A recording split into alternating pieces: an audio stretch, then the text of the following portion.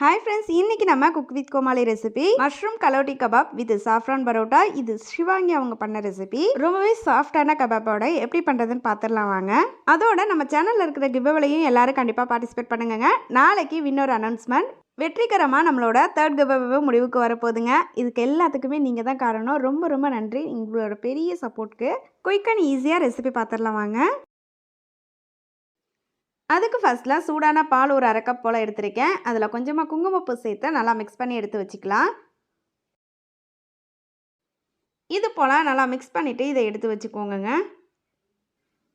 அடுத்து ஒரு பவுலில் ஒரு கப் மைதா சேர்த்துக்கிறேன். மைதாவுக்கு தேவையான அளவு உப்பு சேர்த்துக்கலாம். நான் ஒரு 1/2 டீஸ்பூன் போல் உப்பு சேர்த்துருக்கேன். 1 டேபிள் ஸ்பூன் போல் எண்ணெய் சேர்த்துட்டு இதை நல்லா மிக்ஸ் பண்ணிக்கலாங்க. கூடவே 1 டீஸ்பூன் சுகர் சேர்த்துக்கோங்க. அப்போ தான் நம்மளோட பரோட்டாவில் நல்லா கலர் கொடுக்கும். அதுக்காகத்தான். இது எல்லாத்தையும் ஒரு முறை நல்லா மிக்ஸ் பண்ணதுக்கப்புறமா நம்ம ஆல்ரெடி குங்குமப்பூ சேர்த்து வச்சுருந்தோம்ல பால், அந்த பால் சேர்த்து பிசைஞ்சிக்கலாங்க.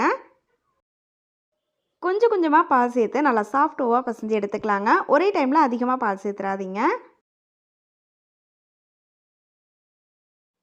மாவை இது போல் நல்லா சாஃப்டாக பிசைஞ்சதுக்கப்புறமா மேலே கொஞ்சமாக எண்ணெய் சேர்த்து மறுபடியும் பிசைஞ்சிக்கோங்க. நம்ம பரோட்டா தானே பண்ண போகிறோம், அதனால் நல்லா பிசைஞ்சு வச்சுக்கோங்க.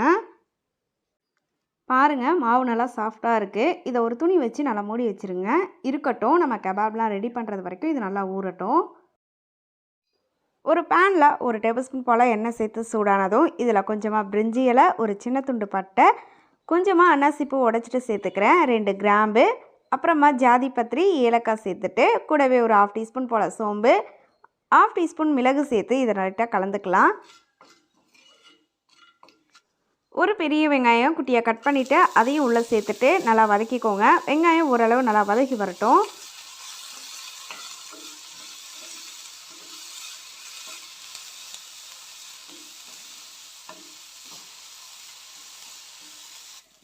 வெங்காயம் இது போல் ஓரளவு நல்லா வதக்கி வந்ததும் இதில் ஒரு 1/2 டீஸ்பூன் போல் இஞ்சி பூண்டு பேஸ்ட் சேர்த்துக்கோங்க.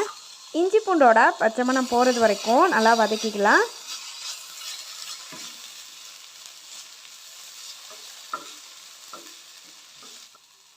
இஞ்சி பூண்டோட பச்சை மணம் போனதும் இதில் நான் 1 கப் ஃபுல்லாக மஷ்ரூம் கட் பண்ணி வச்சுருக்கேன். அதை உள்ளே சேர்த்துக்கிறேன். ஒரு 4லேருந்து 5 போல் இருக்கும் இந்த மஷ்ரூமோட அளவு.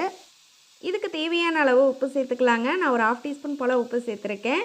இது எல்லாத்தையும் நல்லா வதக்கிக்கோங்க. மஷ்ரூம் நல்லா வெந்து வரணும். ஒரு 5லேருந்து 7 நிமிஷம் போல் நல்லா குக் பண்ணிக்கோங்க. தண்ணி சேர்க்க வேணாம், மஷ்ரூம் குக் ஆகும்போது தண்ணி விடும்.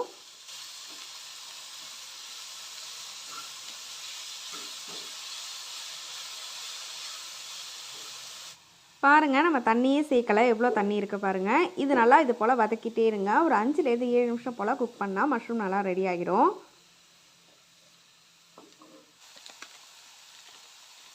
தண்ணியெல்லாம் இது போல் லைட்டாக ட்ரை ஆனதுக்கப்புறமா இதில் ஒரு 1/2 டீஸ்பூன் போல் மிளகாய்த்தூள், ஒரு 1/4 டீஸ்பூன் மல்லித்தூள் சேர்த்துக்கோங்க. இதில் கரம் மசாலா எதுவும் நான் சேர்க்கலை. பட்டை கிராம்பெல்லாம் நம்ம ஆல்ரெடி சேர்த்ததுனால உங்களுக்கு தேவைப்பட்டால் ஒரு 1/2 டீஸ்பூன் போல் சேர்த்துக்கோங்க. இதெல்லாத்தையும் நல்லா மிக்ஸ் பண்ணிக்கலாம். இன்னும் ஒரு 2 நிமிஷம் போல் இது போல் நல்லா கலந்துட்டு குக் பண்ணி எடுத்திங்கன்னா நம்மளோட மஷ்ரூம் ரெடி ஆகிடும்.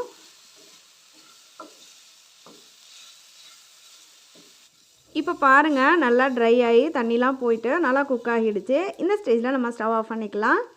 இதை நல்லா சூடு ஆறுனதும் மிக்சர் ஜாருக்கு மாற்றிக்கோங்க. இது கூடவே நான் ஒரு 1/2 கப் போல் வெள்ளை கொண்டக்கடலை வேக வச்சு சேர்த்துக்கிறேன். அப்படி இல்லைனா கருப்பு கொண்டக்கடலை, ராஜ்மா எது வேணாலும் சேர்த்துக்கலாம். எதுவாக இருந்தாலும் நல்லா வேக வச்சுட்டு சேர்த்துக்கோங்க. இப்போது இதை தண்ணி சேர்க்காமல் நல்லா அரைச்சிட்டு இது போல் எடுத்துகிட்டு வந்துக்கோங்க. இது எல்லாத்தையும் எடுத்து அப்படியே ஒரு பவுலுக்கு மாற்றிக்கோங்க. இது கூடவே கொஞ்சமாக பாதாமை பவுடர் பண்ணிவிட்டு சேர்த்துக்கோங்க. நான் ஒரு 2 டேபிள் ஸ்பூன் போல் பாதாம் பவுடர் பண்ணி சேர்த்துக்கிறேன். 2லேருந்து ஒரு 4 டேபிள் ஸ்பூன் போல் கூட சேர்த்துக்கலாங்க. இது எல்லாத்தையும் நல்லா மிக்ஸ் பண்ணிக்கோங்க.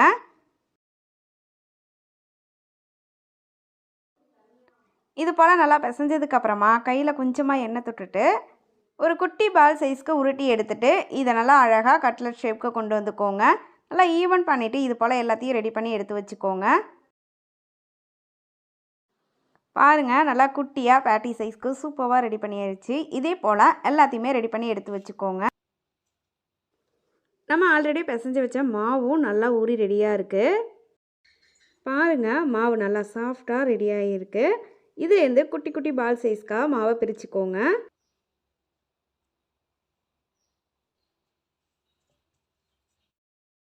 இது போல் குட்டி குட்டியாக நான் எல்லா மாவும் பிரித்து எடுத்து வச்சுக்கிட்டேன். இதுலேருந்து ஒன்று எடுத்து நல்லா எண்ணெய் தடவிட்டு நல்லா மெலிசாக திரட்டிக்கோங்க. டிரான்ஸ்பரண்ட்டாக தெரிகிற அளவுக்கு மெலிசாக திரட்டிக்கோங்க. பாருங்கள், ஷேப் எதுவும் தேவையில்லை. இது போல் நல்லா மெலிசாக மட்டும் திரட்டி எடுத்துக்கோங்க. இதில் ஒரு நைஃப் யூஸ் பண்ணி நல்லா கீரல் போட்டுக்கோங்க. இது போல் ஃபுல்லாக கீரல் போட்டதுக்கப்புறமா ஒரு கார்னரில் இருந்து அழகாக இதை அப்படியே ரோல் பண்ணிகிட்டே வந்துக்க வேண்டியதுதான்.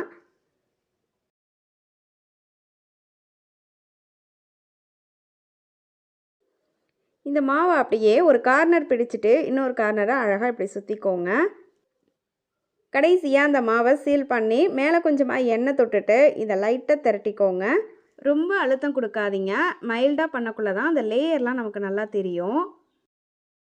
இதில் பாருங்கள் எவ்வளோ நல்லா லேயர்டாக இருக்குண்டு. இது போலவே எல்லா பரோட்டாவும் ரெடி பண்ணி எடுத்துக்கோங்க. பேனில் கொஞ்சமாக எண்ணெய் சேர்த்துட்டு நம்ம திரட்டி வச்சுருந்தா பரோட்டாவெல்லாம் எடுத்து எண்ணெயில் சேர்த்துக்கலாம். கொஞ்சமாக எண்ணெய் சேர்த்து சாலோ ஃப்ரை பண்ணிக்கோங்க. நம்ம குட்டி குட்டியாக ரெடி பண்ணியிருக்கிறதுனால சீக்கிரமாகவே குக் ஆகிடும். அடிக்கடி மட்டும் திருப்பி விட்டுட்டே இருங்க. 2 பக்கமும் நல்லா நிறம் மாறி நமக்கு வந்துடும். 2 சைடும் இது போல் நல்லா நிறம் மாறி வந்ததும் நம்ம வெளியில் எடுத்துட்டோம்டா நம்மளோட பரோட்டாலாம் ரெடி ஆகிடும். மறுபடியும் பேனில் கொஞ்சமாக எண்ணெய் சேர்த்துட்டு நம்ம ரெடி பண்ணி வச்சுருக்க கபாப்லாம் சேர்த்து நல்லா சாலோ ஃப்ரை பண்ணி எடுத்துக்கலாங்க.